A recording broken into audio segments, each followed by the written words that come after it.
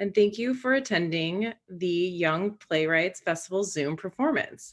I'm Megan Ward-Stevens, the festival director. This is our 5th year of the festival, and it's a workshop opportunity for young playwrights to receive feedback about their work from professional actors and mentor playwrights.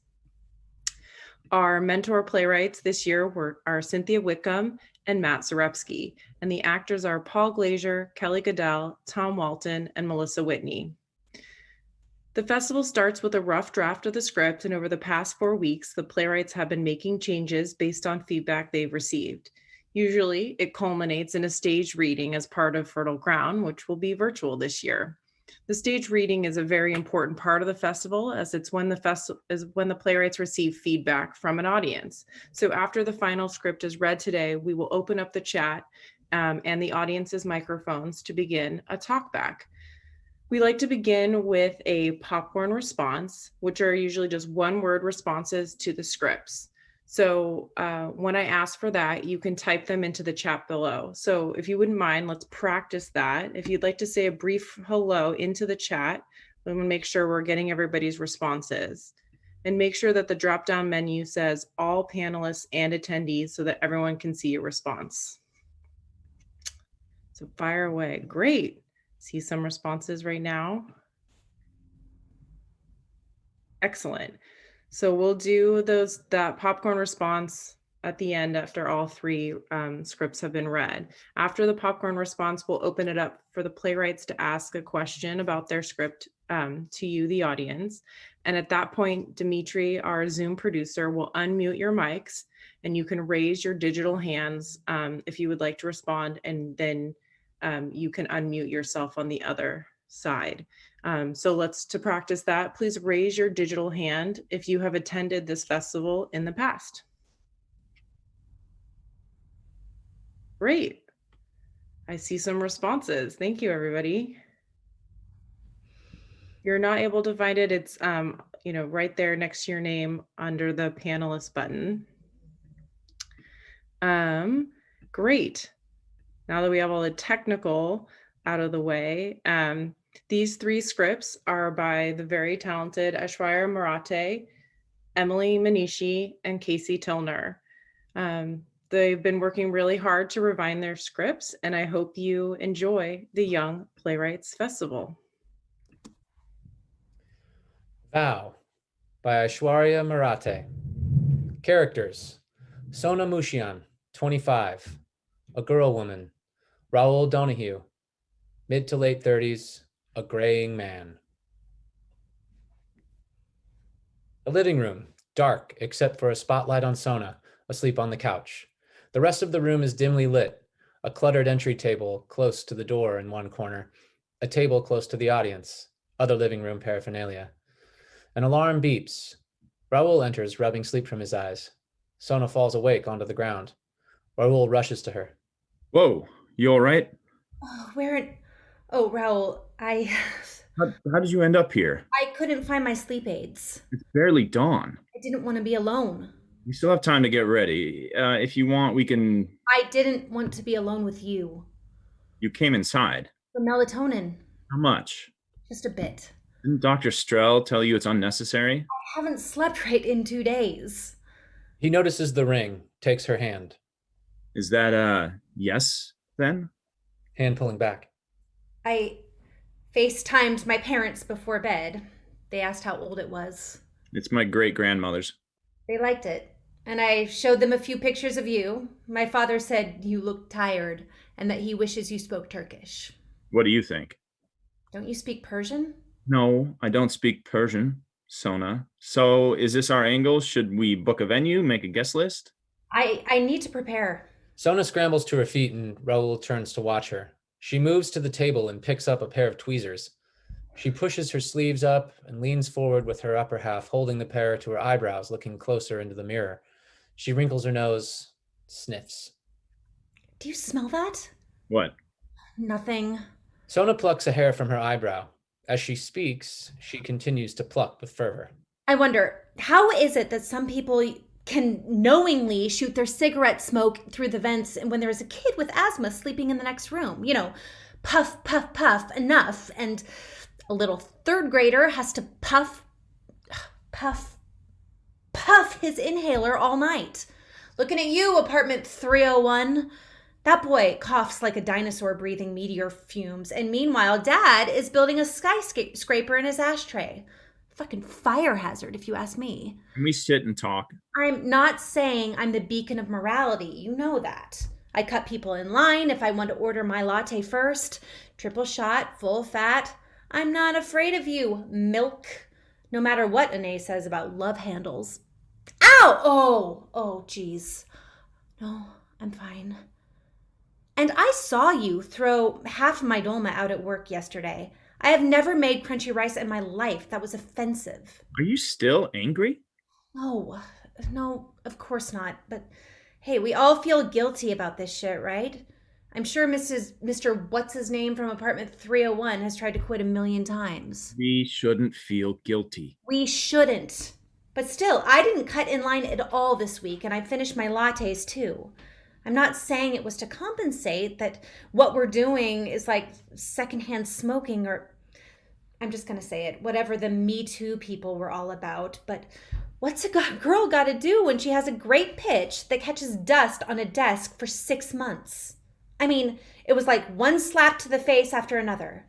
Why do I think I went to Georgetown, not for an in-and-out A, for real journalism? Consecutive plucks. One more ruthless pluck. Okay, fuck it. That's it. I'm getting laser done. Imagine if humans were hairless like those Sphinx cats. You're deflecting. We're not in a laser tag arena. It's just, you have to be audacious about this. What should we say to HR? How about our vows? It's been less than a week. I haven't thought that far. It'll be loud. It'll get the point across. That's wishful thinking. Raoul turns to exit. Oh, Raoul. Oh, come back, for fuck's sake. Raoul. Okay, I'll shoot. He turns back, listening. Here goes my rehearsal off the record. Big breath, back to the mirror. Pluck, pluck, pluck. I love you, Raoul. How you run hot and I run cold. And when you wake up at 3 a.m. and talk my ear off in your sleepy voice, the silliest things, like how you hate raw steak because it's too drippy.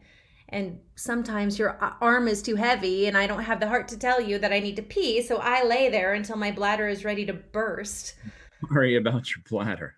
Secrets. They tend to make people see the worst in us. You hide it enough and the secret becomes you and it twists you up, but sometimes it changes you for the better. I love our secret. The lipsticks you buy me, the ridiculous names like Red Passion. And remember that hot pink one, My Little Secret? I think I have 3 tubes of it now. I wore it the day I interviewed. And the day my parents always said to me, Janim, why journalism? You don't have a big voice. Go into nursing, become a teacher. But that's not what you did. No. I knew I wanted to write for the rest of my life. Honest, powerful stories. I spent hours in the office, elbow deep in my research, and I was drowning, and my lungs were full with water and hopelessness, and you were the only one there, Raoul. I made sure you were there.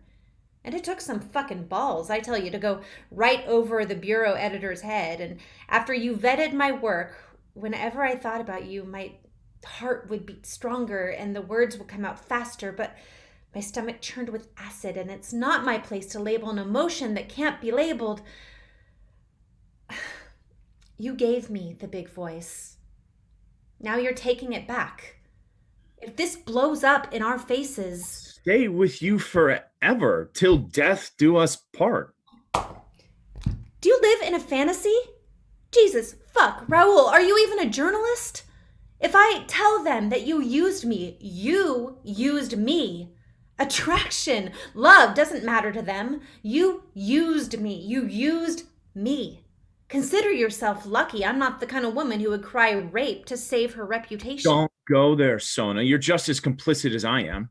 I so much as spout a word of your romantic bull. Here's Sona with her pants down without a cent of severance pay as she takes our leave. Well, let's not forget Raoul's castration in Times Square tomorrow morning. Oh, boo-hoo. So you'll get a slap on your wrist. They're considering me for the editorial board. Oh, big fucking deal. This'll ruin me. Scarlet letter. Everyone will assume I fucked my way into this company. I'm not the only one who hired you. And besides, it's not like we're halfway to completion as I asked about your goals. They don't know that. I've been there 10 years. They trust me. If that's what this is about, you thinking people will respect your work less after this comes out? Of course they will. Well, fuck everyone else, Sona. Oh, I'm trying. You're brave. I was there. Remember the morning your article was tabled? Unjust imprisonment and trafficking survivors. But the donuts were good. That's the one. Your face was so flushed, it was almost purple. I wanted to laugh, but you were on the phone later that day with the woman who had just gotten a ridiculous sentence for attacking her abuser. I was apologizing. You cried. I heard. That woman was a straight A student. Varsity runner, class president. You said, and I quote, "I will do anything to tell your story." I cared. You're good at what you do. I am. It doesn't matter. Everyone will object to this. I do. Well, what the fuck does that mean? We have to tell them the truth. That's a big word. Depends. We have nothing to hide. I don't. Do you? Relax. I'll put in a good word today. Really? You won't lose your job. I promise that's how it'll go. I don't want the job if it means that I can't have you. Here, you have me. True love, happily ever after. Don't be a child, Raoul. I'm not a child. Can't you see? What? Your decisions, your role, it's all bigger and it's destroying us. Because you're afraid. What else should I be? Relieved. Excited. Just not afraid. Not afraid of you mean? I didn't force this. Never said you did. But you could have sent me a fucking memo before you decided to sabotage my career. You said yes. Oh, I said, yes, let's go to HR, not yes, you can go to HR. They wouldn't have agreed. That's it? Oh, that's why? I made an executive decision. Oh, like always. Don't think for a second that I wasn't on to you from the start. You know, other people may be blind, but honestly, you honestly believe that I'm daft enough not to have sensed it? Well, let's see. Raoul, what did you think of my piece? Raoul, did you do something to your hair? We were mutually attracted. Maybe I had some power in it, but... Oh, yeah. All those looks of longing across the sweaty, irritated newsroom, the low-cut blazers, my little secret. Please, like you didn't want to splay me right over your desk every time I touched you. Oh, you admit it, that you seduced me. I admit there was never a right way. Are you saying we're wrong? You hid me, Raoul. To save face. Both our asses are on the line. Mine more than yours. Well, what do you suggest? Sona approaches the entry table and starts to sort through the clutter. Raoul follows. Are you looking for something? Pen and paper. We need to corroborate every detail, every date. Isn't it enough to tell them that we love each other? Why the contract? Not a contract. Well, whatever the fuck it is. Sona writes as she speaks. On February 23rd, 2018, you interviewed me for a reporter position under your section. It was the deciding interview. I got the job. September 13th, 2018, I brought you a piece that had just been tabled. That night, we had sex at 12:52 a.m., September 14th, 2018. Point. When did you give my piece the go-ahead? Relationships don't need proving. When did you do it? The morning after. In bed? Yes. In bed. The morning after. Sona writes. You know you can't include that. Why not? You know why not. Oh, that's funny, Raoul. I don't. Would you care to explain? You exercised control over me. I see how they might think. Were you aware? Not until you brought it up. No, We're fucked. we have to lie. What kind of journalist can stand lying? This one. What if... No what ifs. We had sex a few days after your article was released. 4 days, 5 days after. Nothing outlandish. I don't fudge dates. No couple remembers the date and time they first screwed. I don't fudge dates. Then find some prospects. He takes the pen from her and starts to write. September 28th. Does that sound good? It doesn't have to be me.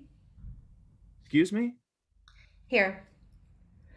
To whom it may concern, I am writing to inform you of my resignation from New York Press. I have the utmost respect for the individuals whom I've come to work with. Sona, you can't resign. We can discuss the terms of my departure in the coming weeks. Thank you again for your understanding. My regards, Raoul Donahue. Like hell! Raoul hurls the pen away. Sona takes her ring off, places it on the paper. What the hell are you doing? She opens the door. He slams it shut and shoves her against the wall. Are you fucking insane? Shit! Look, I'm sorry. I crossed the line. You only care for your image. See only yourself. When I looked in that mirror, I saw you, but not... My love? Is it there? Was it ever there? Don't you know by now? I do, but I've forgotten myself. Do you love me, Sona? I've said my vows. So? It's your turn.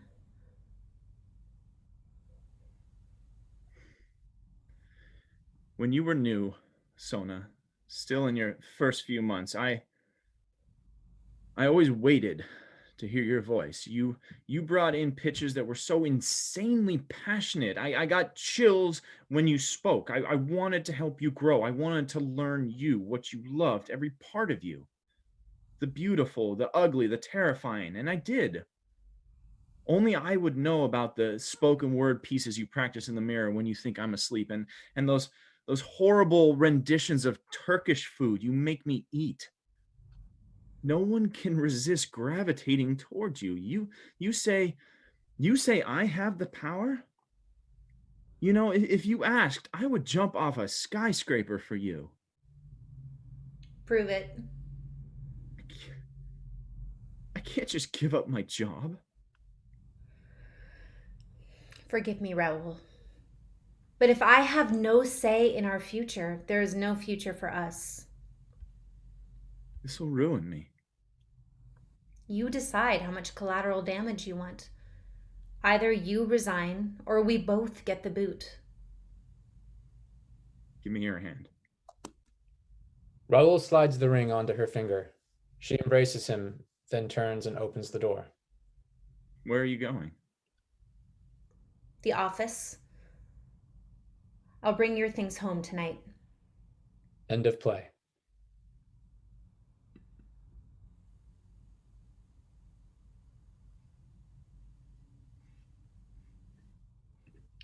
Life in Color by Emily Imanishi.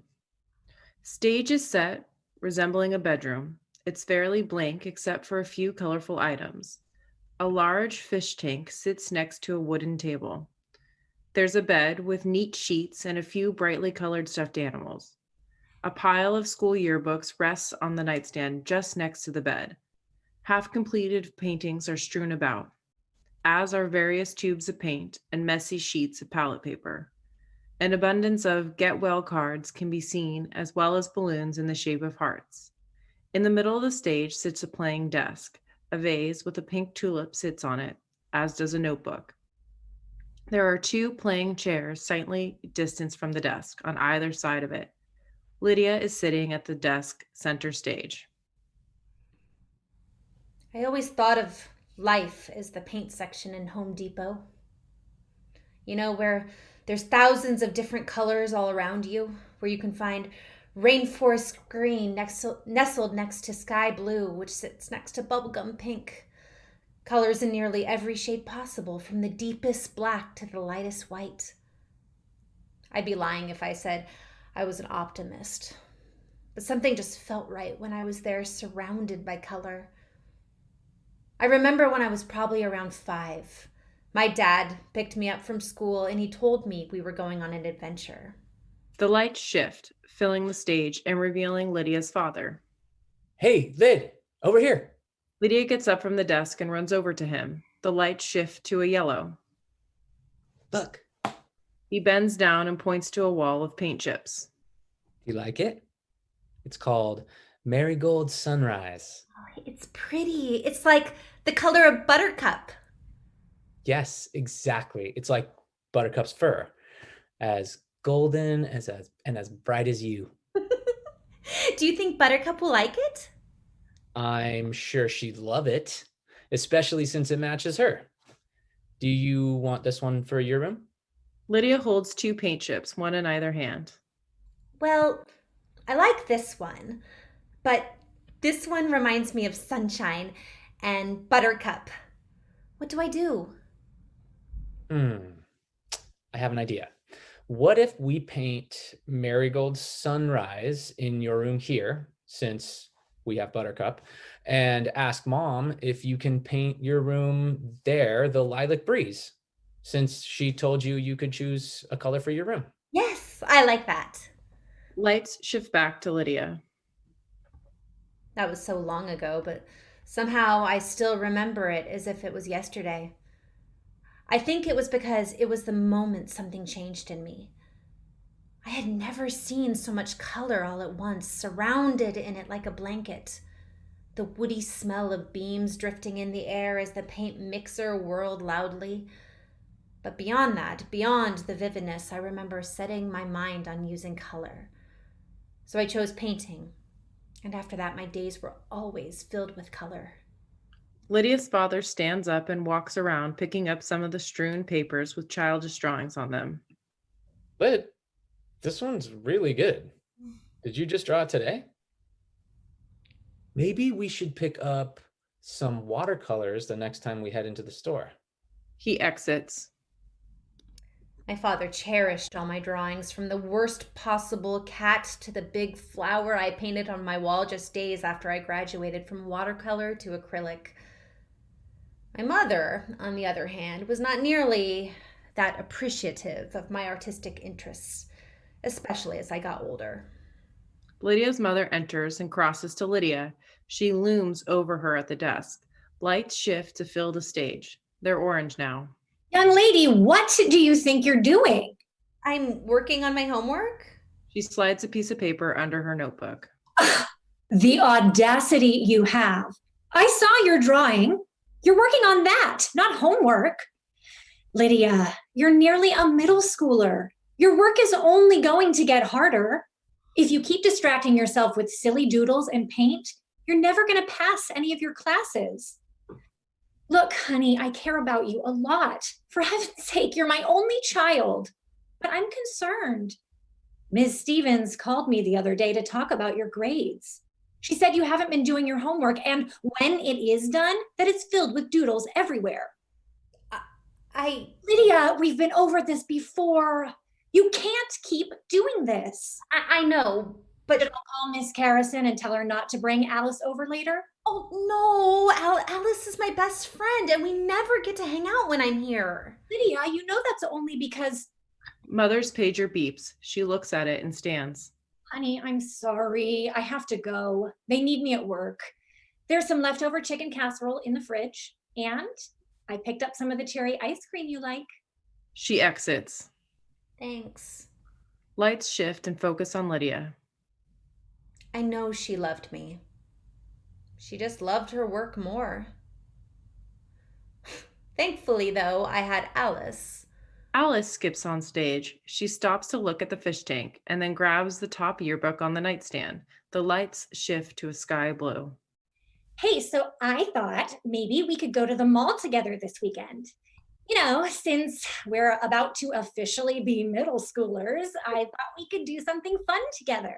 That would be so cool. We could go to Claire's and pick out matching earrings. Ooh, and then we could make the rounds through the food court and get all the free samples. That would be awesome. Hey, Lid, look. Ben actually wrote his dream job is to be a pilot. Seriously, he did it? Oh, geez, I didn't think he'd actually take our dare. I mean, it's not that big of a deal. It's just a 5th grade yearbook. He'll probably end up becoming a fancy businessman or something. But man, do I want to see the look on his parents' faces when they see Ben Smith wants to be, and I quote, a commercial pilot. Ooh, you already had him sign your yearbook? Hey, that's personal. Give it back. Lydia, where do I start? You're such an amazing friend, and I don't think I could have made it through these last 2 years without you. You're such a talented painter, have fun in middle school, and hags. Oh, that's sweet. God, he wrote hags, though. I hate when people do that. I know, right? It's like, just write out, have a great summer or something. But he called you a talented painter. Ooh. I don't think he means it as anything special, though. Oh, by the way, I finished the painting for you. Lydia leans over to the other side of her desk and picks up a painting of Alice in all blue. She hands it to Alice. Blue. Interesting choice. Well, you said to make it all one color. The color I thought of you when I thought of you, blue popped into my mind right away. I love it. I don't know how you're able to be so talented. The most I can do is draw a slightly better than normal stick figure. Well, you're really good at soccer. If I was put on the field, I'd probably trip and end up in the ER. You'd at least make it to halftime. Oh, geez. My mom is going to be here soon. I have practice at 5. I'm going to get my things together. Okay, cool. Alice exits, taking the blue painting with her. The lights shift back to Lydia. The end of 5th grade came and I was officially a middle schooler. Alice went to a different middle school than I did, and soccer began to take up even more time. We didn't see each other as much as before, but one event brought us back together. Light fills the stage. Alice is sitting in the chair again. Lights dim. Hey, Alice. Did you hear? Yeah, I did. Are you going? Yeah, I am. I can't believe it. She was only our age. She was in our class just last year. I just saw her the other day. I wish I would have said something. There was no way of knowing. I know that. I'm just in such shock. Me too. Are you taking the day off school to go? Yeah, I have a test that day, but it doesn't matter. I'll make it up later. After we heard the news, my mom told me it was all right to miss a few days of school. She never does that. I guess I'll see you there. Yeah. See you there. Alice exits. Stage goes dark except for Lydia. I remember standing there, me in my daisy dress, stockings, and shiny black heels, peering into a hole that shouldn't have been there. Not then, not this soon. It was too early. Someone I knew, someone I went to school with was gone forever. My shoes got covered in mud, but I never washed it off. I remember the blanket of black clothes and the deep green of the grass, the smooth brown of the pews, and the sickeningly bitter smell of incense. That was the last time I really remember hanging out with Alice. After that, we grew distant. Lydia rifles through the paintings, leaning against the desk, and pulls multiple ones in all gray. As much as color was an important part of my life, when I think about that time, all I see is gray. The light gray of the clouds, the afternoon of the funeral, the deep, ugly gray that blanketed the uncomfortable couch I had to sit on while I talked about my feelings, the gray boxes that marked my absences from school, and the pages and pages of drawings made solely in pencil, the only medium my mom would let me have in the house. Mother enters. Lights are dim. Honey, you've been sulking about for too long. Your dad has brought it up too. At least he's nicer to me. What did you say? Nothing. No, I'd really like to know. You're nearly a high schooler. Do you think you're better than I am? I've read that seems to be a trend among people your age. Oh, did you read about that in your parenting book? Lydia Jane, apologize for that. How dare you speak to your mother that way? Like what? Like the way you've been talking to me since forever? The negative attitude, the lack of support for anything I do? I support you. You support me since when? Your art thing. I left the office early. Do you know how much work I had to make up after that? No, because all you pay attention to is what I don't do. The art thing? You mean the school art show? You went once when I was in 6th grade. What about the award I just won? Huh? Oh, where were you? Oh, that's right. You were too busy working to even bother going to that. The thing where I got an award, where my hard work won me something. Oh, hard work? I appreciate a good Van Gogh or a carefully crafted Monet, but your work? It's decent, but it's too cartoony. Mother picks up one of the paintings. What is this even supposed to be? It's a scene from a TV show I like. Well, maybe you need to watch better shows. Lydia breaks down crying. Oh, honey, I'm sorry. You know, I didn't mean it like that. Mother sets the painting down and walks over to Lydia. She wraps her arms around her and kisses the top of her head. Your art is wonderful. I even have a few pieces up in my office. That way I get to see a part of you when I'm at work. Lydia continues to cry. What if we go out for dinner tonight? We could go to that burger place you really like. You can even order a root beer float if you want. I think you still like those. At least you did when you were younger. That would be nice. I don't even remember the last time I had a root beer float with you. Dad likes them, but you always say they're too sweet. Yeah, I prefer coffee. But I think I'll try a float tonight. Maybe I need something sweet to break up the bitter. I'll go call the office and let them know that I can't stay late today. Mother exit. Lights gets brighter. She definitely had her good parts, but out of everyone I've known, I feel like she drained my color the most. It was always an uphill battle, blaring orange traffic cones screaming, "Warning!" at every turn. Ironically, the piece that won that award was based on her. I'd never tell her that, though. You could say it wasn't necessarily the most flattering thing, but it was a way to deal with bottled up emotions. Lydia picks up the remaining 4 yearbooks sitting on the nightstand. She walks back over to her desk. Lydia pulls the top one off the stack and opens it, flipping through the pages. Freshman year. Feels so long ago, yet it wasn't really. That's the year that I met. Catherine enters. She runs up behind Lydia and gives her a big hug. Lights fill the stage. There's a light red tone to it.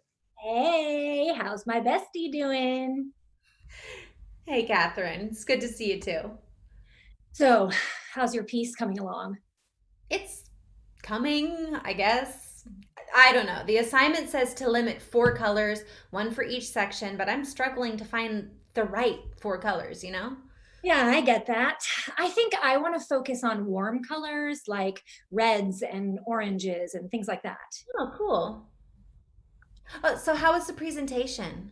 Oh, sorry I wasn't able to make it. I really wasn't feeling well that day. Don't worry, it's not a big deal, but it was really cool. They even let us feel the different textures in the pieces. Oh, really? Oh, man, I wish I would have gone. Hearing from a blind artist sounds amazing. I read about her and it talked about how she uses so much texture to make it almost interactive in style. You should have been there. It was so neat. Anyways, Catherine continues to talk. However, her words are inaudible. Lydia closes the freshman yearbook and sets it down. She then picks up the sophomore yearbook. Lights shift to a darker tone of red. Did you hear? Hear what? Well, obviously you didn't then. Whatever. Okay. Anyways, Stacy got her license a while ago and can finally drive non-family members now.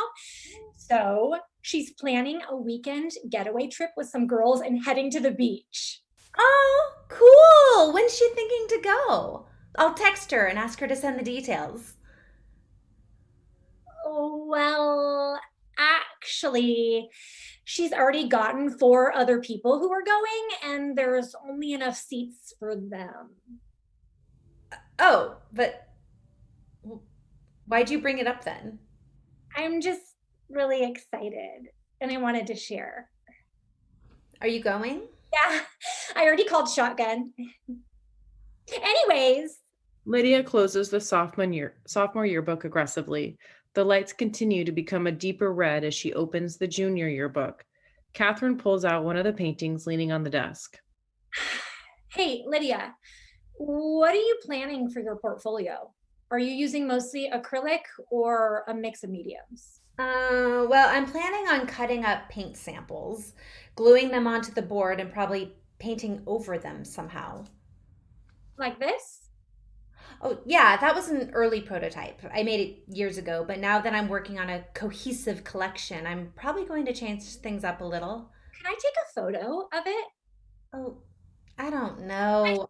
I won't copy. I just like it for inspiration. I mean, I guess it's all right. Thanks, Lyd. Lights focus on Lydia. She holds the yearbook up and reads an excerpt. Chip to Painting, a portfolio by junior Catherine Summerfield, won the Regional Art Award. It outplaced nearly 4,000 other high school competitors from around the region. Her portfolio, which features paint chips among various other materials you'd find at a hardware store such as cardboard and string, took what a painting is to a new and 3D level. Lydia slams the junior yearbook shut and throws it in the direction of the bed. Reluctantly, she opens the senior yearbook. Lights are now dark red. Are you trying to ruin my life? Why did you complain about me to Ms. Baker? I don't know what you mean. She told me Lydia has some concerns about how you're running the painting club and wanted to see if we could all 3 have a sit-down meeting. Like WTF, man. If you want to talk, just call me. Don't go tattling on me to teachers like a chicken. I wasn't tattling, and I did try to talk to you. I called you, no answer. I tried to talk to you after class, but you said you had a board meeting for the club and couldn't. Like, what else was I...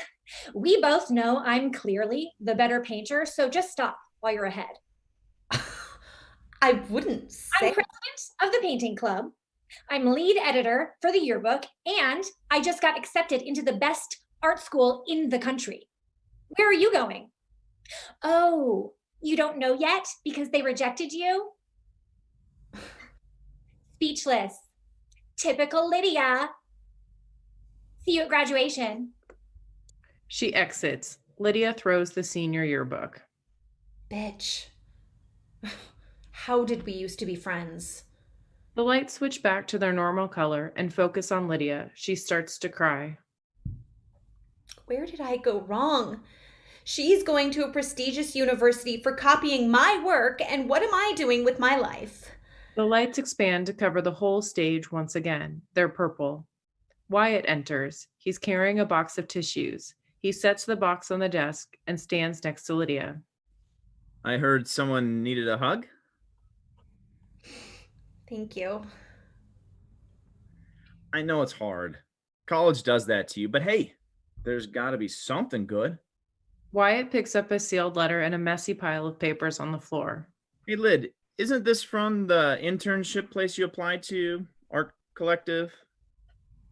Lydia bolts up and grabs the letter from Wyatt's hand. What?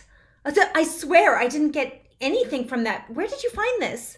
Oh, it's just in there. I saw a letter sticking out and wanted to let you know that you probably shouldn't bury your mail under wet paintings. Really? I didn't see it. I must have gotten stuck as I was carrying one of the boards back from the studio. Lydia rips open the letter. Her jaw drops. I'm guessing it's good news? Wyatt, I got in. Really? Congratulations. What does it say? Dear Miss Lydia Daly, we're pleased to inform you that after reviewing your application along with supporting documentation, we're thrilled to offer you an internship at Art Collective for Young Minds. Please call or email us to confirm you'd like to take the position. Hey. Oh, hey, that reminds me. I went to the paint store the other day and I picked you up some more chips for your project. Ooh, were you able to get some of the purples I was looking for? Yeah, I got them. I also got some really odd looks from the employees. Thank you. You're lucky I love you. Love you too. Anyways, I meant to bring them over, but I forgot them in my dorm, so I'm going to run and get them real quick. I'll be right back. He exits. Lights focus back on Lydia. She bends over and picks up an unfinished painting made entirely of cut paint chips and smiles. We made it. Suddenly, the stage goes dark as the sound of screeching tires and then sirens is heard. After a pause, lights return, covering the stage everywhere except for the desk where Lydia sits. This is it. This is what I'm left with now. This is my life. I was supposed to leave for the internship 2 weeks ago. Instead, a wrong-way driver hit me head on. Debris everywhere. Miracle that I lived, they said. The other driver didn't. Father, mother, and Wyatt enter the stage together. They hold get well balloons and flowers. Sweetie, we've come to visit. I brought you some cherry ice cream you used to like when you were little. They didn't have any nearby, so I drove. I had to go to a different store, but what matters is I got some for you. Do you think you'd be able to eat it? Probably. The accident took my eyes, not my mouth. Hey, Lyd. I brought you some flowers. Tulips like you always said you love. They're really pretty. I made sure the florist gave you the best ones. Beautiful. I got in contact with Alice. She didn't know what happened. She said she's going to try to get on a plane here within the next week or so to come visit you. That's nice of her. Mother points to the paint chip painting lying on the floor. She picks it up. Oh, this is the infamous paint chip piece of art. I never finished it. You don't have to, but there's always time. Time? There's always time. I've lost my vision. Not only can I not see the colors, I can't see, period. Honey, I understand, but I'll never get to watch snow blanket the street again, never get to see flowers bloom in spring, or watch old home videos, or gaze at the stars, or see what I'm painting again. I'll never be able to paint again, not the way I did before. I know, sweetie, and I know I'll never be able to fully understand the level of pain you're going through, but please know that your mom and I are here for you. Wyatt is too.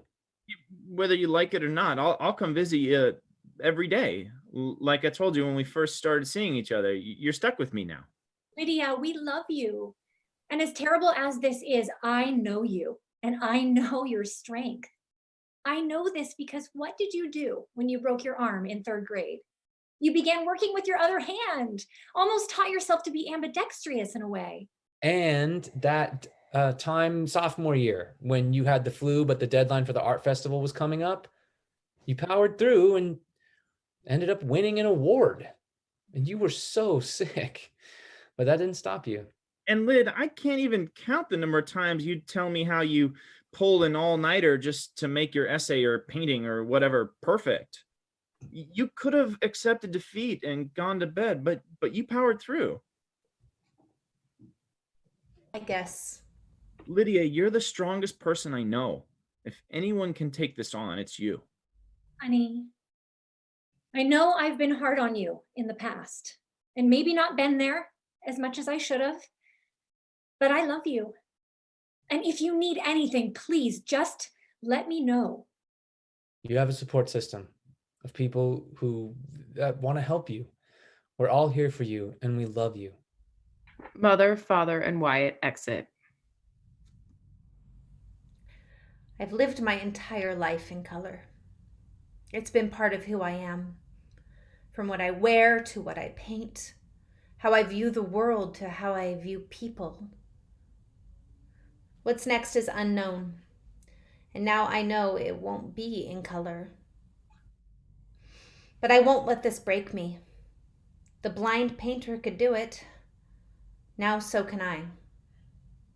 Lights shift and Lydia is now visible. She picks up the paint chip paintings and starts feeling the texture of it. She smiles. Lights fade. End of play.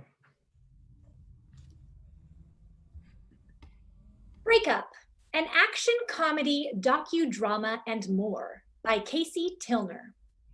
Lights up on a generic restaurant coffee house table for two. Daniel and Amelia are both dressed very neutrally and are in the middle of an intense discussion. Is it something I did? I'm sorry, but where is this coming from? No, I just can't do it anymore. Am I not paying you enough attention? Did I forget something? Are you pregnant? What? Tell me what I did wrong. Nothing. Tries to leave, but Daniel grabs her wrist. Let go of me. Why are you doing this? I just am. She breaks free. Now goodbye, Daniel. She turns and exits. Time freezes, and Daniel turns and addresses the audience. Shit!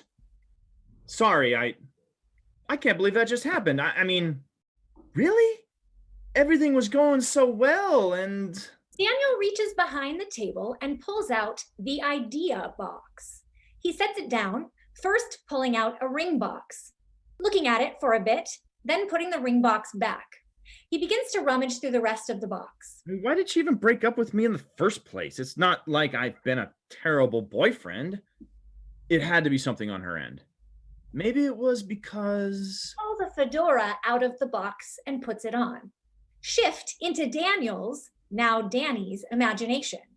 The world is reset and becomes something out of an old-timey detective movie. Daniel's version of Amelia, Amy, enters, appropriately dressed for the genre, and joins Danny in the scene. I'm sorry, Danny, but we just can't be together anymore. But sweetheart, why? I can't tell you. Who knows what they'll do to you? Oh, I've said too much. You can tell me anything. All right, you've convinced me. I've gotten into some trouble with the Lasagna family, and any minute they're gonna send someone through that door to take me away. I just couldn't stand to see you hurt, you gorgeous oaf. I don't care if Capone himself is out to kill you. I won't let anything keep us apart. Chad, the guy she tells you not to worry about, comes through the door looking like a mobster. Oh no! That's Chad Lasagna! You have to leave now. No, I won't leave you behind. Chad makes his move towards Amy, but Danny gets in his way. What follows is the most absolutely epic fistfight from a low-budget cop show in which Danny easily wins. Chad runs off as Danny makes his way to Amy. They passionately embrace. I don't think you'll have to worry about them for a while. Oh, my hero. I'll never leave your side again. Kiss me. They kiss passionately for a while, until time freezes again, and Danny steps away, chuckling a little. Yeah, wouldn't that be nice? If I could just beat up some jerk and make everything better. No, it couldn't be that easy, because why would anything be that easy? Amy breaks the freeze and exits while Daniel returns the fedora and goes back to looking through his idea box. No. It was probably just doomed to fail. Let's see. Daniel takes out a costume bird mask and puts it on. The world resets and shifts once again. But now it's a nature documentary. Chad comes back on in a closed lab coat.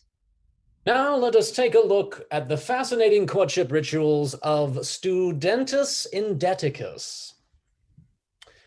This young male is currently looking for a mate. However, he has been unsuccessful considering that females have standards. In one final attempt to impress, he's accepted a blind date. Amy struts on, also in a bird mask. Ah, the female has arrived. Now that they've made eye contact, she lowers her expectations and is ready to begin the trials. At first, the pair simply talk, getting to know each other. Even though the simple fact that the female is alive is enough to satisfy this male, the female remains cautious. Still, the male's enduring personality and willingness to pay for things is enough to get the female interested enough for a second date. 3 months later, the male has failed to physically advance their relationship, but is confident in his chances. The female remains undecided. They begin this date with standard conversation, but the female has grown tired of this lackluster specimen and decides she has had enough.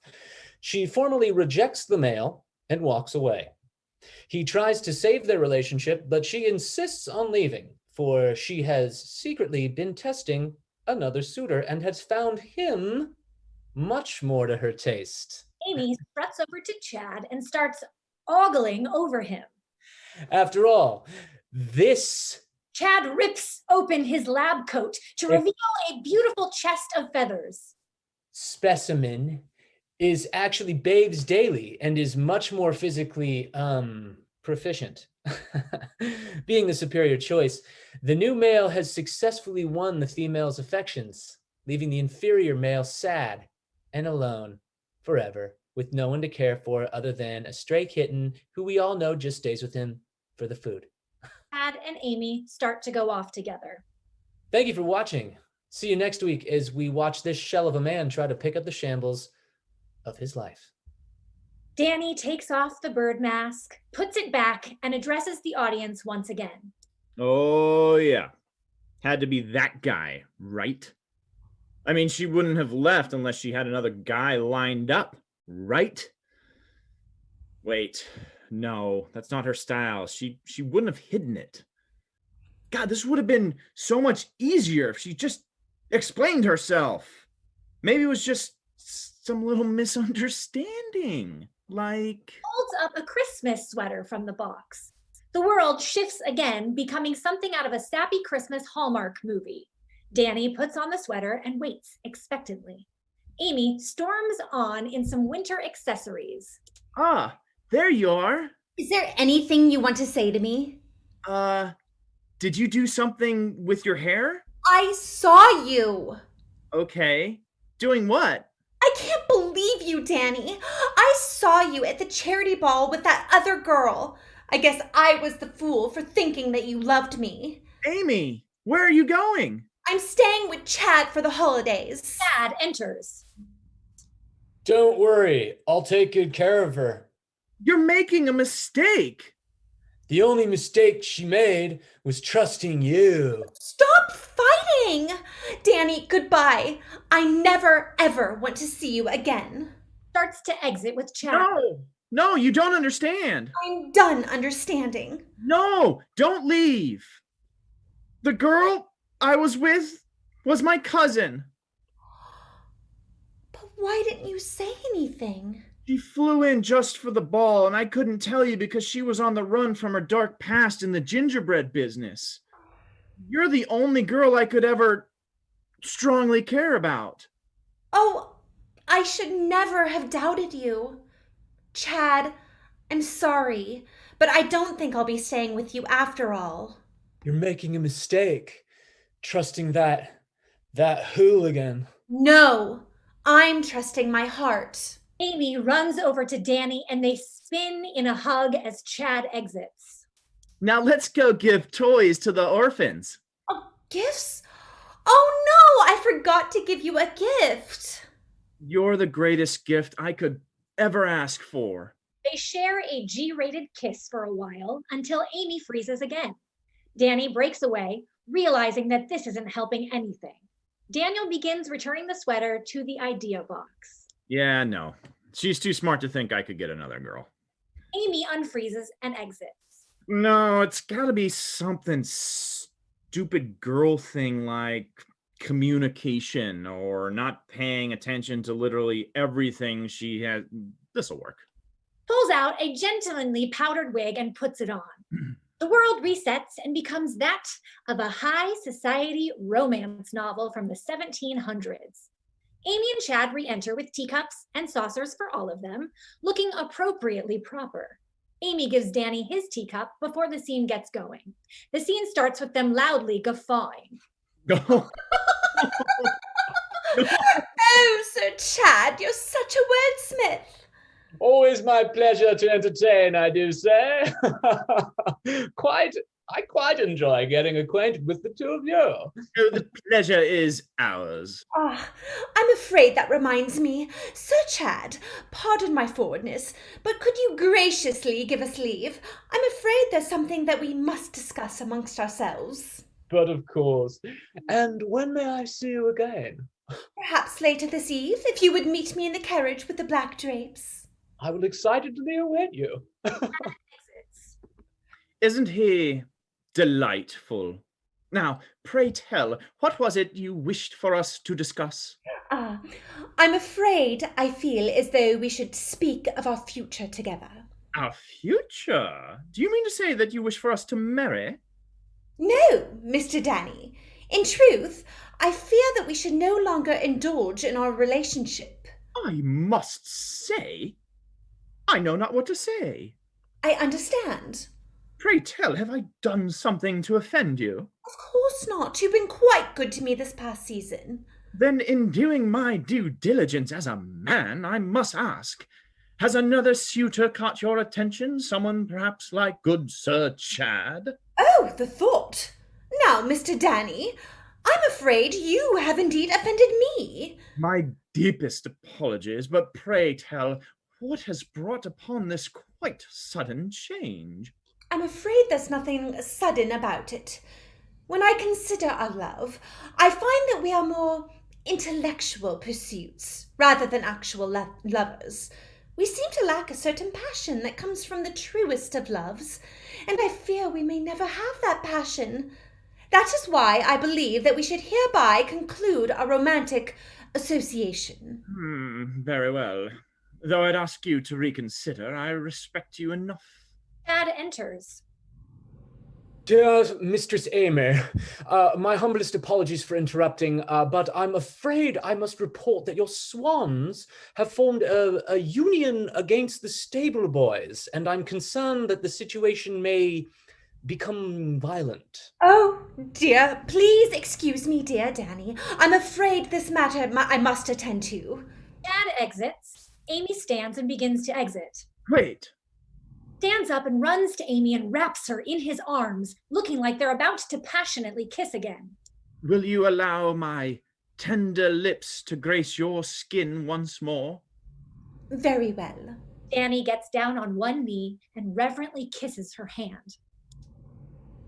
Now goodbye, my friend. Farewell. Amy leaves. Okay, yeah, that's pretty stupid. That really couldn't have been it, right? I mean, there had to have been a better reason than that, right? Okay, this is going nowhere. Throws the wig back in the box. Let's try a more direct approach. Daniel pulls out a can labeled laughter and opens it as though he is unleashing an attack dog. The sound of an overeager live studio audience can now be heard.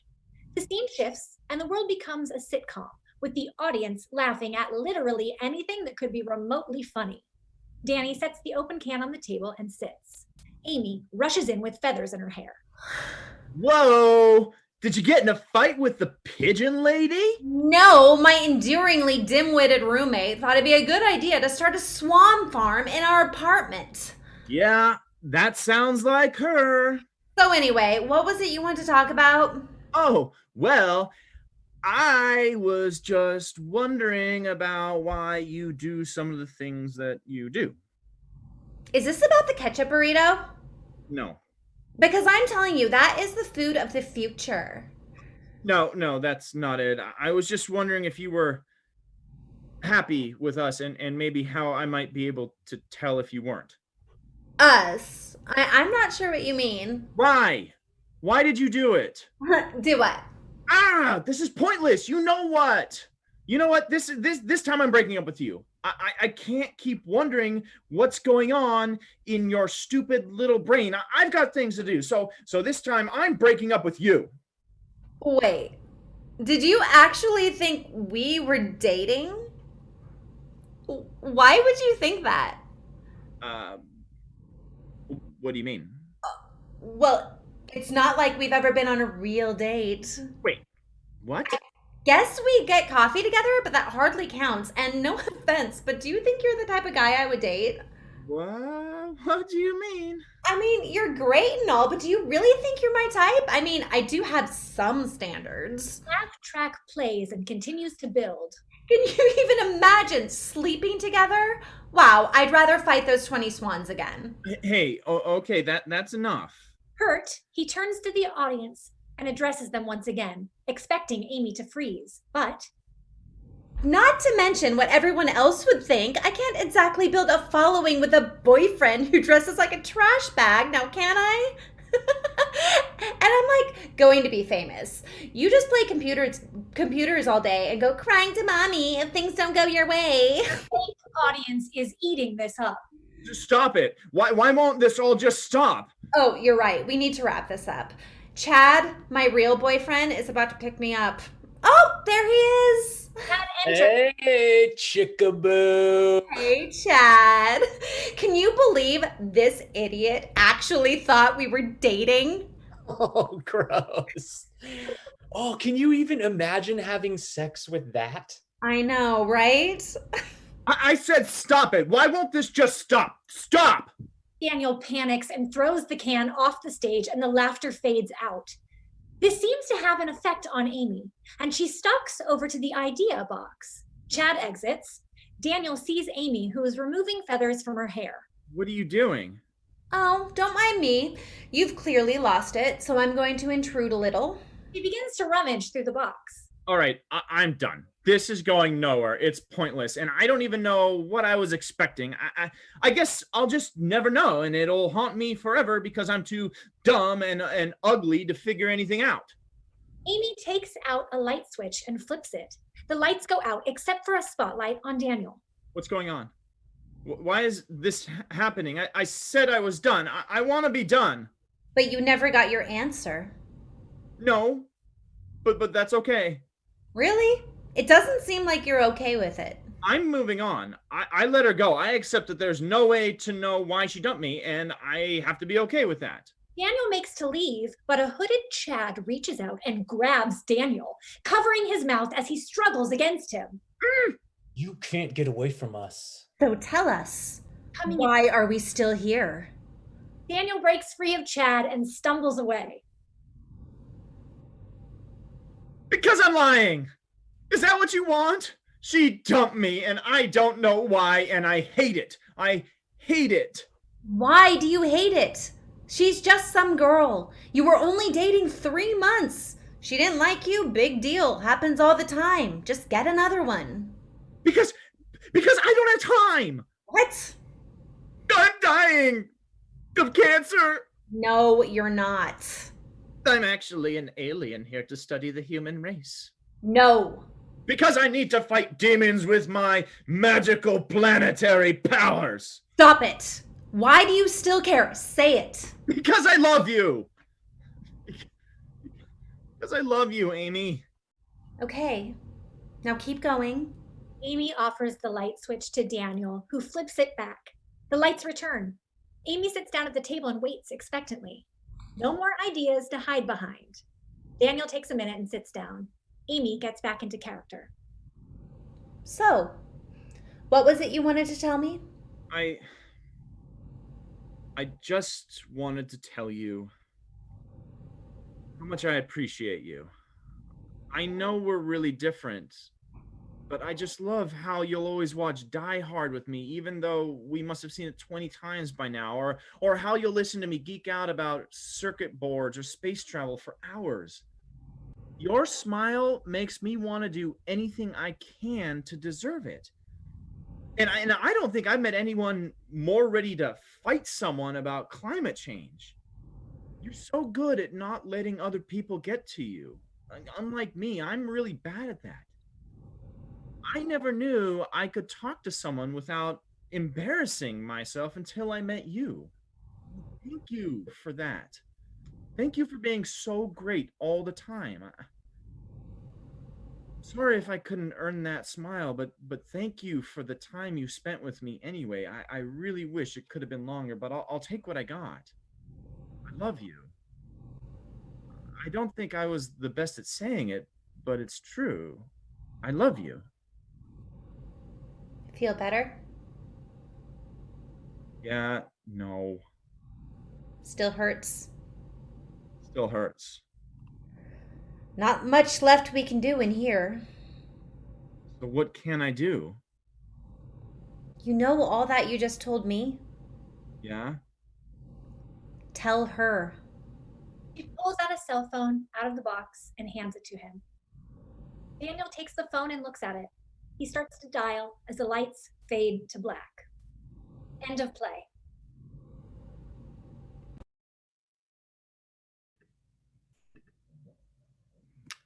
Thank you, everyone. That's all 3 plays read. And so we will begin the talk back shortly. Feel free to stretch. You've been sitting for a while. And I would like to invite the playwrights and the actors on stage to turn on their cameras at this time. Join us. Yay, there's everyone. Excellent. Great. So our first play was Vow by Aishwarya Marathe. Aishwarya has been part of our festival for 4 years now. So I would like to ask the audience to open up the chat.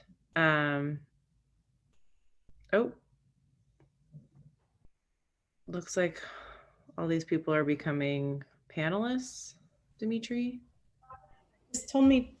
No, they're not. I'm allowing them to, and I wasn't going to interrupt you, but folks in the audience, what I'm doing is pushing the button that says allow to talk, which means if you choose to unmute yourself, you are now able to do so, but your cameras will still stay turned off. Okay. Excellent. So can we move Matt though as a panelist? He is our mentor. I just wanted him to be able to speak. Yes, I just pushed the button to let him in, but now I'll start. Okay, perfect. Or allowing them to. Okay, so while they do that, let's do a little popcorn response. And again, this will go in the chat. And make sure you have your drop-down menus when it says to all panelists and attendees. Just one-word responses about Aishwarya's play. It was the first one. Bold, okay. Anybody else? Strong.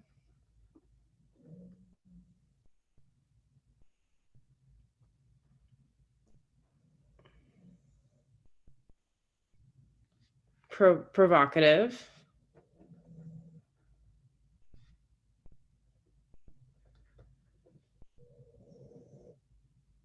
Great. Do we have anybody else? One word, challenging. Compelling.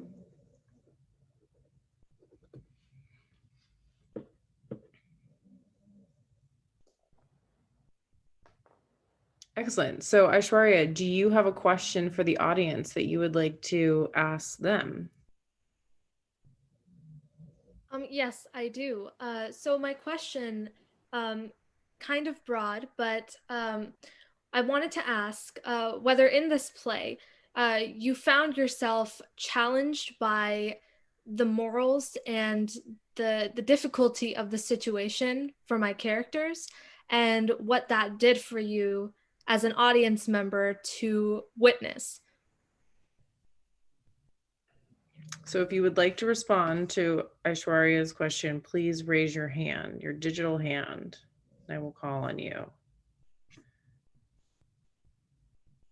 Go ahead and state your question again, Aishwarya.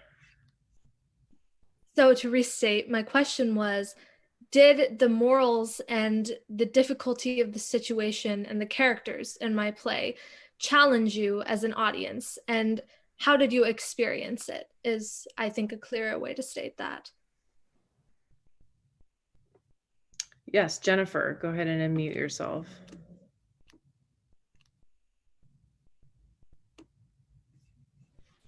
Hi, can you hear me? Yes. Okay. I found it interesting because I felt like I was at the beginning thinking that it was a shocking question for her to ask him to quit.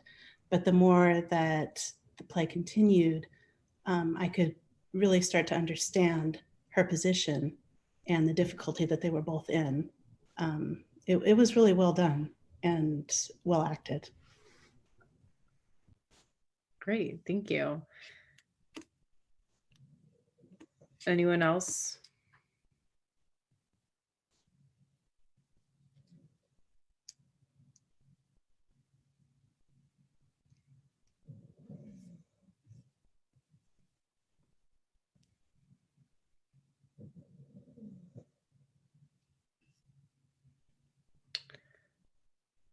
Oh, Ryan says the tugging apart and yet pulling towards one another made this a challenge for each of us to reflect upon. Great acting.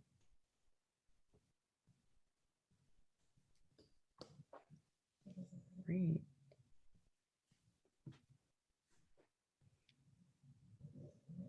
Anybody else have anything to on Aishwarya's first question? Aishwarya, do you have another question? Yeah, I did. I also wanted to ask whether the situation in the play, kind of coming off of my first question, whether the situation in this play was either difficult for anyone to understand or to wrap their heads around, or conversely, whether it was something that they might have experienced or heard of in the past, because we've seen a lot of people come out with really difficult accusations, and it's kind of I would say it's caused problems in the corporate world, in the artistic world for sure. So that was kind of my question.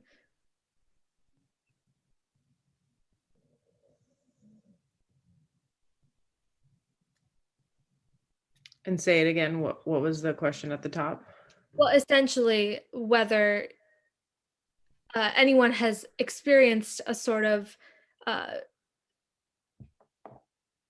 situation in which they've felt the same way, or whether they've witnessed something like it, and whether that either helped or did not help them understand what was going on in the play. So Was it identifiable? right, was it identifiable? Speaking to the clarity of it.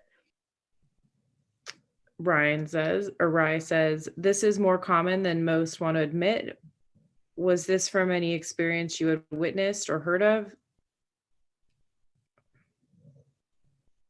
So Aishwarya, was this, when you wrote this play, was this based on anything that you personally witnessed or heard about? Well, yes, because I actually had read an article about a situation in which almost exactly the same thing happened, but in this case, it was turned into a false accusation, and that's the kind of thing that we see as kind of a gray area of this issue, of this idea of relationships that have power imbalances in them.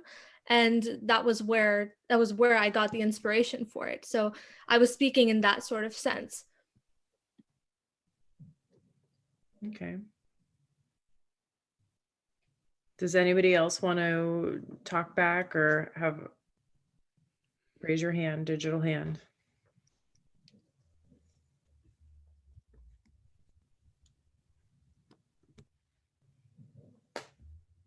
Adnan? Yeah, so I'm Aishwarya's dad, and first of all, thank you very much for letting Aishwarya participate in this 4th year. Uh, I would say one thing. I mean, this is the fourth year, and the topics Aishwarya chose pretty much every year. It is based on the true events or very bold topics. So I would say maybe next year, if she get chance to participate, I would like to see something little on a lighter note, something comedy, more humorous type of thing. I mean, she writes pretty great, but still, that's my comment overall. And about today's play, I means I was not knowing anything about it, so it was a total surprise. And it is a bold topic, and as she mentioned, it's pretty much happening in the today's corporate world.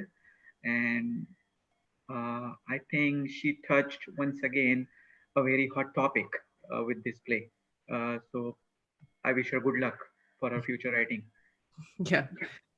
Yes, she is a talent and does pick some pretty heavy topics to write about. But that's your voice. And I just have to say too, it's been incredible to watch your voice transform over these 4 years on the festival. Even though you pick hard topics, you've been exploring them well and with a lot of sophistication, I think. So Thank you. I see a question for the actors, actually. yes, I also wonder how the actors felt during Aishwarya's play. Was it difficult for them, and if so, why? Actors? I'm just every year we do this, I'm always blown away. All three of the writers, write like fully established adult playwrights, which is crazy to me. It's hard to remember that. No offense, guys, but you're very young, and you sort of forget that, and suddenly you're like, as an actor, you're digging into all these deeper emotions, like, oh shit, yeah, this is what they mean. It's like, how do you know that? How do you know that already? How do you know people have to deal with that crap? So I'm just floored. I'm just truly amazed by the talent, really. And I would say, like, with this piece specifically, Aishwarya has such a gift of capturing the way people talk in a natural way. And like, as an actor, it really helps you to go through all those beats and those shifts that are in the change, because a lot happens in a very short amount of time in this piece. And but her dialogue, her naturalistic dialogue, really helps with that.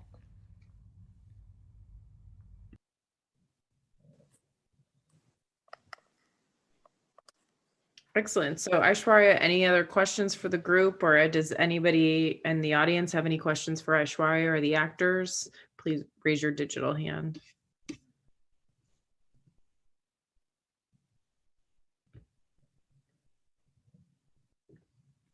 Okay, going once, going twice, done. Okay, so let's move on now. Great work, Aishwarya. I hope you feel proud. Let's move on to Emily's piece. Emily has also been with us several years now. I think Emily 3, 4, I can't remember. Yeah, this is my third year. Third year, yeah. So let's do some one-word popcorn responses in the chat about Emily's piece.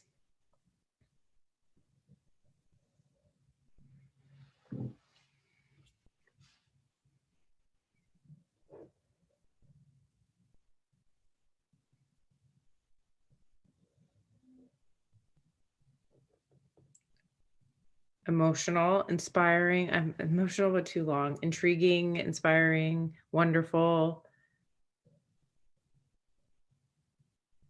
art related,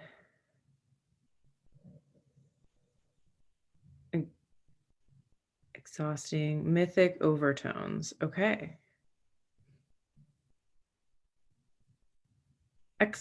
Cathartic, tragically ironic.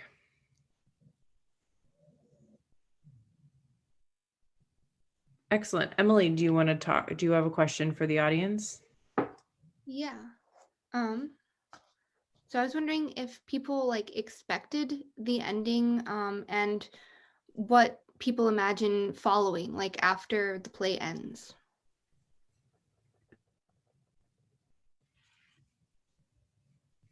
So did you expect the ending, and what do you think follows immediately after?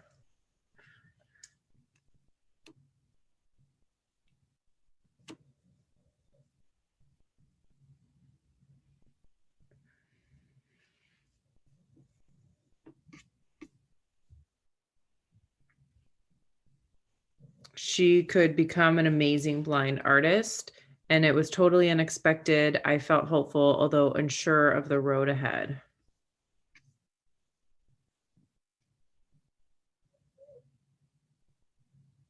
You can also unmute yourself if you want to talk instead of type, but either way is fine by me.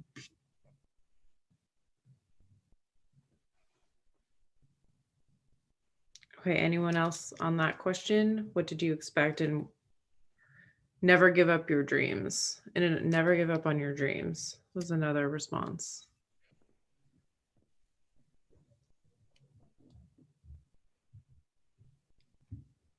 Okay, Emily, do you have any other questions for the group? Yeah. What character stood out to you, and like what made them memorable? Oh, in response to the last question, I think it was interesting to have such an open ending and not feel complete sense of completion. Great. So then this question is, who was your most memorable character? Yeah, and like what made them memorable?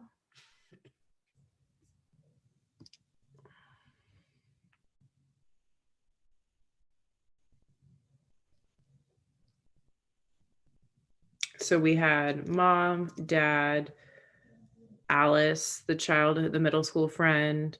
We had Catherine, the high school frenemy. We had Wyatt, the college boyfriend. So those are your characters. Any of those stand out to anyone? Who was a favorite? Megan, do you mind if I speak on that real No, quick? please do, Matt. Yeah. Yeah, Emily, I continue to be fascinated by the character of Mom, particularly this read through. You do this wonderful echo back to the cherry ice cream at the very end of the play, and which sort of leaves this question hanging about how that relationship might be able to heal going forward. And so really to answer this and the last question, I'm just extremely curious about where it would go, particularly with Mom, and if this horrible tragedy and a kind of awful twist, but maybe a beautiful one, allows them to almost start things over. So that's where I was. And that character overall is the one that took me through the play. That relationship took me through the play the most powerfully. Thank you. Thank you, Matt. We also have Wyatt, because he was interesting because he seemed like one of the best out of the three friends that she had. Somebody else said they enjoyed Alice's character. She disappeared, and I found myself wondering about her as the play continued, wondering where this positive influence went and if it would return. Somebody said Lydia, the main character, because I loved how her expressions of things with color never ends. And somebody liked the way the mother was portrayed. It seemed realistic and relatable, but also very sad.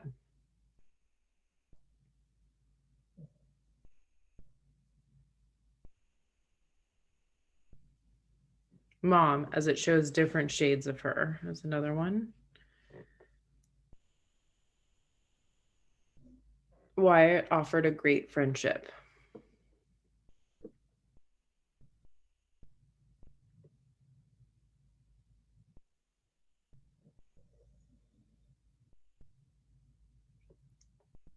Great. Well, Emily, do you have any other questions or? I have one more. I was wondering how people liked the use of color, because in initial drafts of it, color was a very like prominent way to kind of show different people, whereas this one, with my final draft, I wanted it to be there but kind of intertwined into her life a little bit more. And so I was wondering what people thought about that.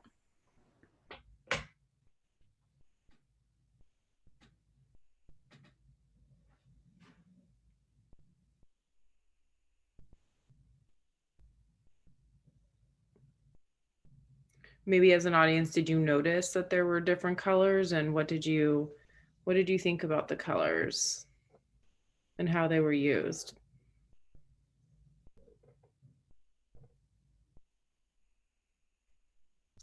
Definitely connected to that theme. Someone says they were a little confused with the start with the lilac breeze and the other color. I didn't really understand how it led to the yearbooks and the rest of the storyline. Okay.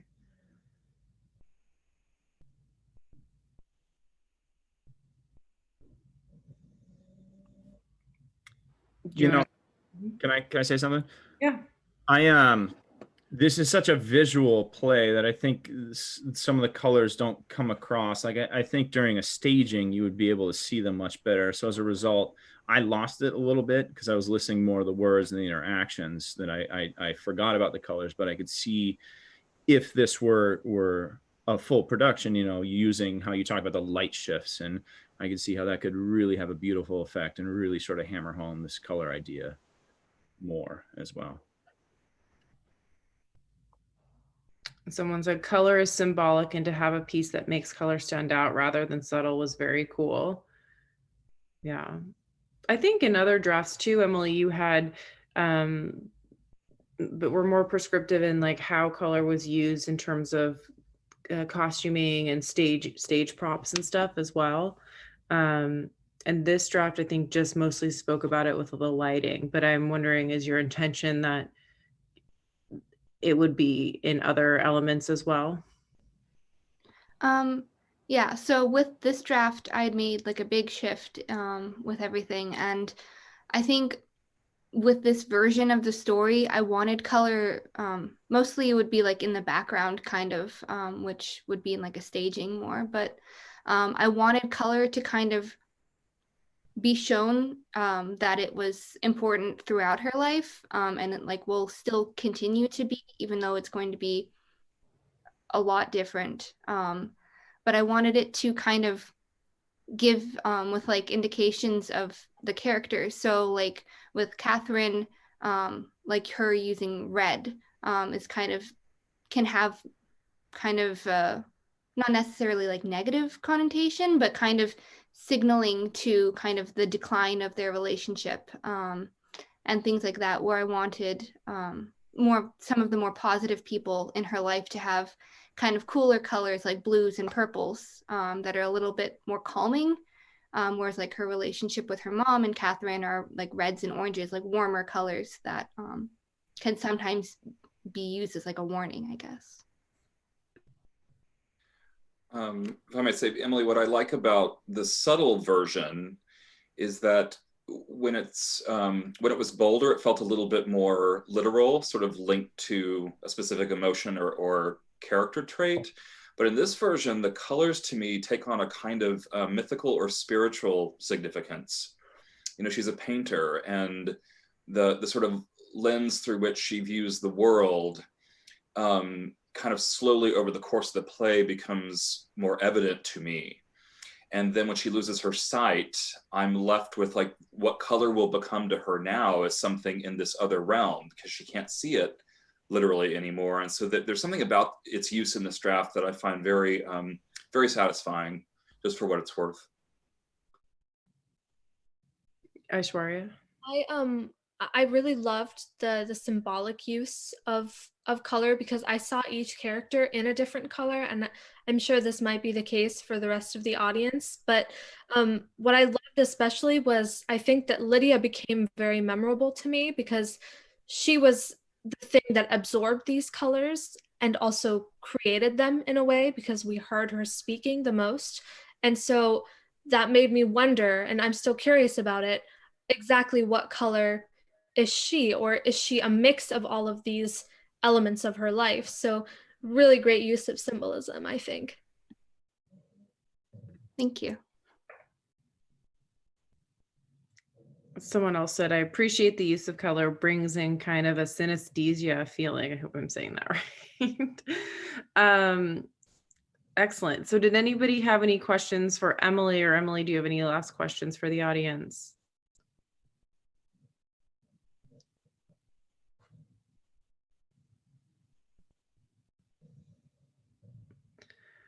Why was it important for Emily to cover such a long time, 15 to 10 years, in her play versus focus on a shorter period?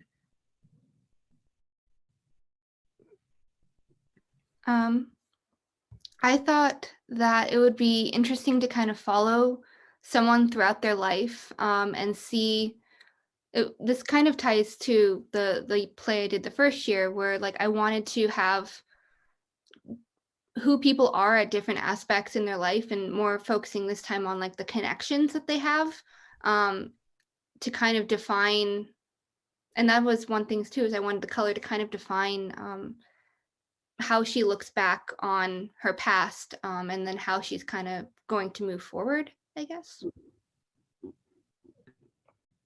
Okay, and then to the actors, was it difficult to play different roles in different time periods? I didn't think that it was difficult to play different roles in different time periods. I thought it was fun to do. I liked her use of that. I definitely took some liberty in the rehearsal process to see how far I could push those characters. So yeah, it was a fun experiment. An actor always loves to play many characters, I believe. I didn't play different I just played the one character, but I will say that it was a show in which I was really missing the stage. You know, it's a lot easier to show different age groups when you're not in a box on a computer. So in that way it's difficult because I was missing our medium, but again, it's always fun to play around with that. And then another question for you, Emily. How would you like her life to continue? Where do you see the ending going? I think how I would imagine it from having kind of like gotten to know the character from writing it. I feel like because of all the challenges she's faced in her past, she'll, I guess, take it in stride, where she'll continue to work. And like I have them bring up in the end, like she's had a bunch of problems and struggles, but I think this one's going to be a lot harder, but I see her still moving on with trying to paint, or just trying to kind of adjust to the new normal.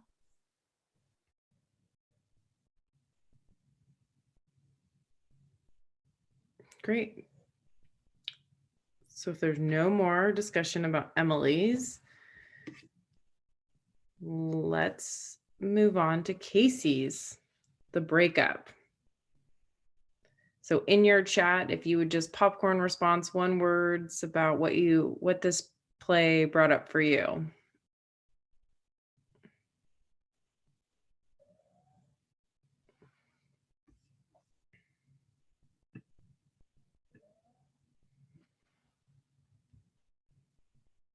Funny, humorous, gender, dramatic, funny but thoughtful, lighthearted, dreambox, kaleidoscope, lots of fractals.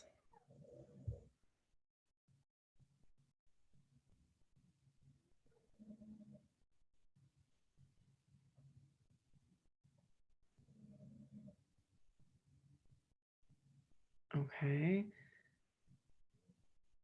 So Casey was new to the process this year, but it's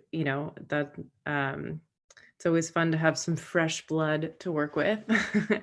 And what did you want to ask the audience, Casey? What did you want to hear from them? Right. Well, I wrote a comedy, and the downside of doing this a one-way Zoom performance, really the biggest question is, did you laugh? Did you really did you enjoy this? Did I ever get you to laugh out loud and feel awkward in front of your family or something? Yeah. And then going off of that, was there a specific scene that maybe stood out to you, or a specific joke that was like, yes, this is the stuff. This is humor has peaked right here. Yeah. So was there anything like that where you really enjoyed it? I laughed because really funny. People said indeed. Yeah. So where did you laugh, and where, what comedic moments stood out to you? I think that's most important, especially in this computer digital medium, just to hear what jokes landed. Casey really needs to know.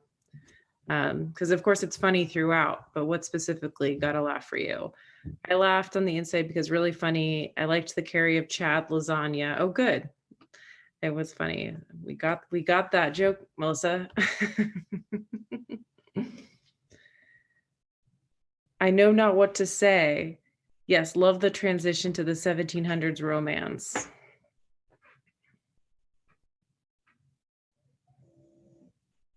Big fan of Chad lasagna. Love the joke from the sitcom scene about the swan farm. The comedy along with lots of emotion. It's like the changing channels, and that ancient era was awesome. The National Geographic part was really funny. I agree. The birds. Yeah, there was a bird theme throughout.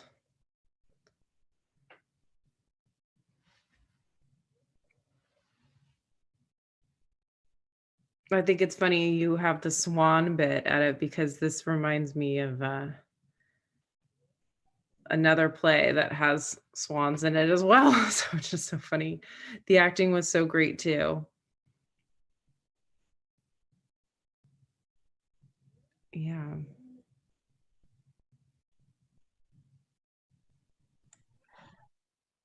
All right. Thank you, everyone. And another question just to throw in there. Was it clear, because this is a play that involves a lot of like switching in and out of fantasy worlds and crazy situations. So was it clear to y'all when Daniel, the character, was in and out of fantasies? And yeah, were those transitions smooth, especially when it starts to break down a little bit in the sitcom scene? Could y'all tell, like, if he was like actually like, is this his normal person, or is he playing a character right now? Yes, the idea box was great 95% of the time.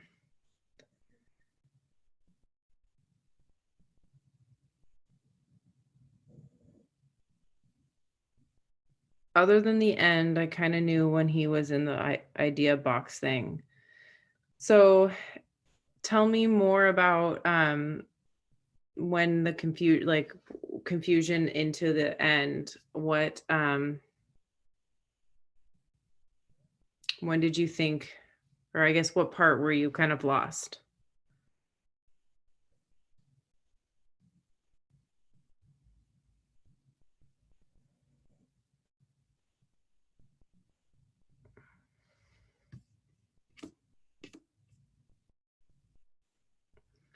Okay.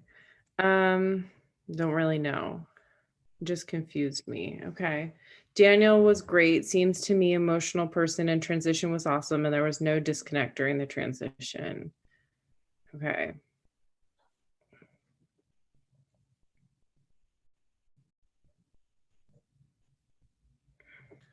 Also to say, Casey, I think with the visual cue of the box in a live performance, I have a hard time believing it wouldn't be crystal clear what was happening. I think over this medium, maybe it's a little tougher, but you've done such a great job of setting this visual cue up that can also become very comic. It seems like the use of that gives any director a ton to work with, and an actor, so that back and forth would be very clear, at least to me. And he hands the lights, or she hands him the light switch moment too. So that's kind of a clarifying moment.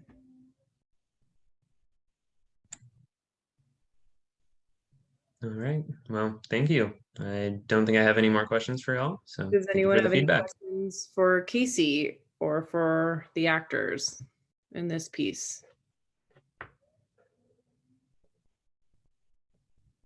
And you can unmute yourself and talk too, if that's quicker than typing. Either way. I have a quick question for Casey that I've wanted to ask and never did, but I was also just watching some you know, it's COVID. I'm watching a lot of science documentaries and things, and I always am amused at watching the battle of birds, of the male birds to compete. And I'm just wondering, is that where this whole thing stemmed from? There's just a lot of imagery, and I'm wondering if you went to nature in terms of those battles, or like rhinoceros beetles do that too. There's just lots of animals that do this, and I'm just curious if that was a basis for you in any way. Okay, confession time. The bird imagery throughout, that wasn't really intentional ever. Um, it just kind of happened. And then, yeah, eventually I started like kind of leaning into it a little bit more with the swans and everything. But yeah, I did want, because yeah, the animal imagery, that wasn't a huge influence ever, but the nature documentary, definitely, I wanted, especially with the props, I think it would have been a little more fun because I wanted like a really flamboyant animal. And I've seen a lot about like, birds of paradise with like amazing feather displays and crazy intricate dances and stuff. So I kind of wanted to add in some of that ridiculous fun, just kind of like fun in the animal kingdom. And they're both and birds are kind of awkward, so it fits. A question for the actors. Did you enjoy the transitions and the different characters? 100%. Yeah, I mean, sort of as what Kelly said with the last play. As an actor, that's so much fun. It's so much fun to do different characters. And Casey really gave you guys kind of those great archetypal characters to play with, easily and identifiable, and just automatically comedically funny. Casey, a question for you. Why did they break up? That is a very good question. And kind of the point of keeping it vague was so that it doesn't really matter that much.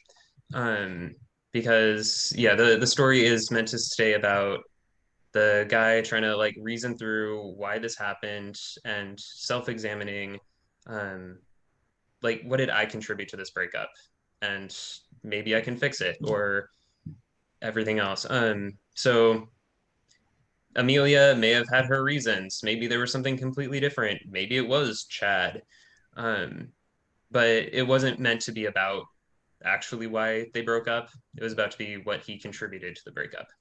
So speculate, start creating fan theories, etc. But well, do they get back together, do you think, when he goes, or is that just closure for him?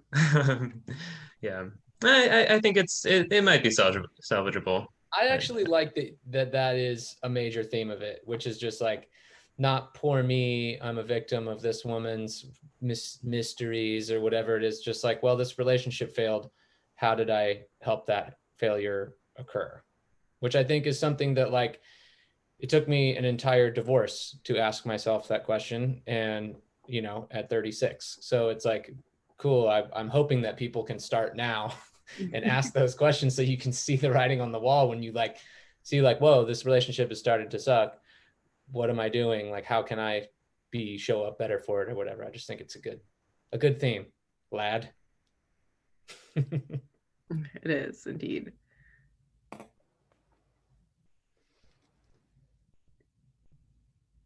Great. Any other questions for, if anybody wants to go back, ask any other playwrights, or anybody other questions of the actors?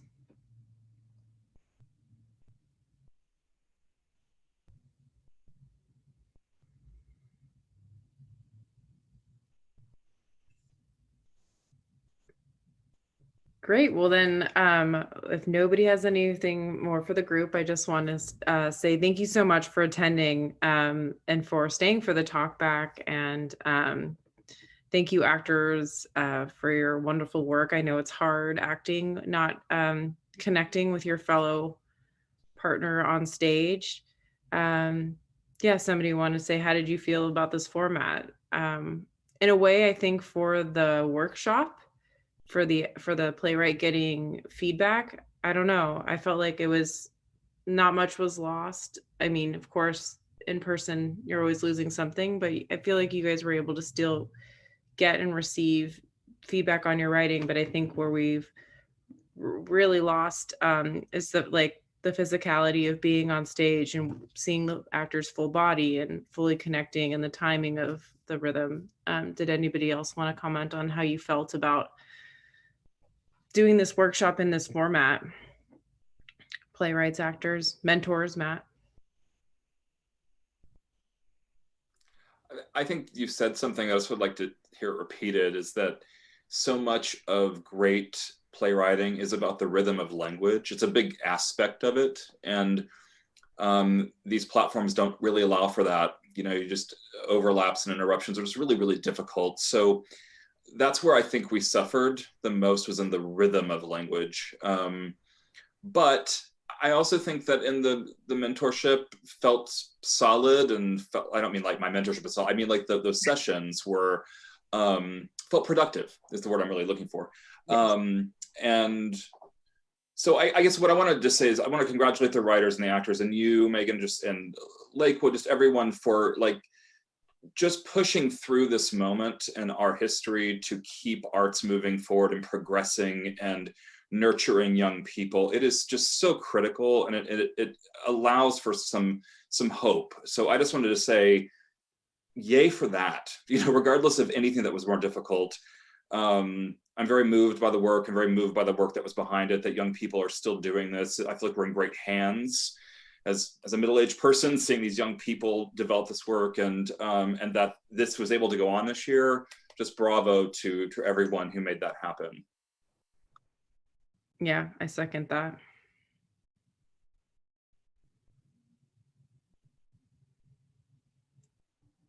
Great. Well, thank you so much, everybody.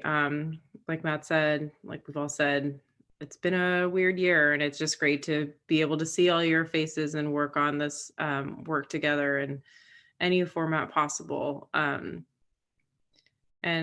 I've been very impressed year and year again at the playwrights' abilities. So please just remember me when you've all made it big. You are a talent, and I'm really happy that there is a place for us to workshop and really work on these things together, because it's very fun. So, and thank you to the audience for joining us. That was great. So everyone enjoy the rest of your Saturday, and I hope to see you again sometime soon. Happy holidays. Thank you. Thank you. Bye.